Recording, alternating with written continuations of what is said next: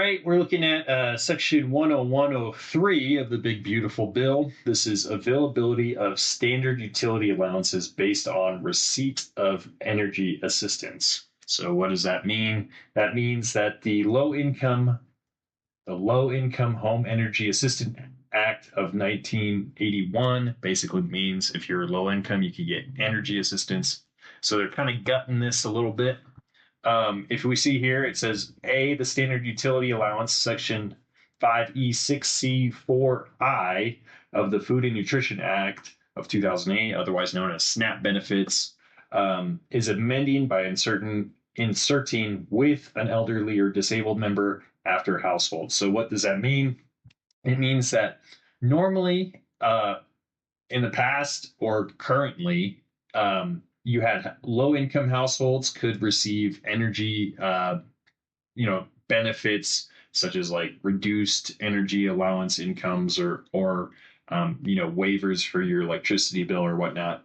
Now this is basically gutting this to say that your household, your low income household, it will only work if you're also elderly, like you're retired over the age of 65, or disabled, probably under the American Disability Act or whatnot. So no longer will it be low income only. It'll be low income plus being elderly or disabled. So we can actually look at what was changed. So in the original, everything in orange is the original text, and all they're adding is this. So before it would say, subject to subclause 2, if a state agency elects to use a standard utility allowance that reflects heating and cooling costs, the standard utility allowance shall be made available to households, and referencing low-income households, that received a payment or on behalf of which a payment was made under the Low-Income Home Energy Assistance Act of 1981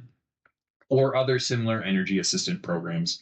If you are current month or in the immediately preceding months, the household either receives such payment, yada, yada, yada. So basically it added this part right here in the italics. So it changed households to households with an elderly or disabled member. And so energy assistance for low income households is basically gone. At least that's what I think this kind of is stating. And the next part of the change of section 10103 is doing the same thing for eligible households, assistance to third parties, including educational benefits exceptions, right? So third party energy assistance payments. So I'm not exactly sure what consists of third party, but those have to take into account now to provide energy assistance to a household, right? So it says energy assistance payments for purposes of subsection D1. A payment may made under a state law to provide other than a law referred to in paragraph 2G to provide energy assistance to a household without an elderly or disabled member shall be considered money payable directly to that household. So states can still do that, but for tax purposes, they don't get a tax discount now unless they're elderly or disabled. So pretty basic thing here, but that will probably cut a lot of funding or assistance to a lot of people. So